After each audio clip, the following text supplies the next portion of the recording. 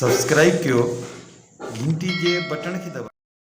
जी नाज़रीन, लाड़काना मावा क़बल त उम्मे रबाब चंड Sindh high court circuit bench लाड़काने में ॿुधणी ते पहुती, जंहिंखां पोइ अदालत पारां ॿुधणी 10 मई ताईं मुलतवी करे छॾी आहे। जंहिंखां पोइ उम्मे रबाब मीडिया सां ॻाल्हाईंदे चयो त हिकु मसइलो सुप्रीम कोर्ट में क्लोज़ थियल आहे, पोइ बि मुख़ालिफ़ धुर पिटीशन दाख़िल कराई आहे। केस जे कंहिं नुक़्ते जे हवाले सां बार बार पिटीशन दाख़िल कराइण मां सम्झां थी त अदालत जो वक़्तु ज़ाया करणु आहे। पाकिस्तान जी अदालत मां इंसाफ़ जी उमेद आहे। ॿी ॿुधणी ईंदड़ महीने जी 10 तारीख़ ते मिली आहे। ॾिसंदा रहो मुंहिंजी सिंध न्यूज़ चैनल लाड़कानो। ॾिसंदा रहो मुंहिंजी सिंध न्यूज़।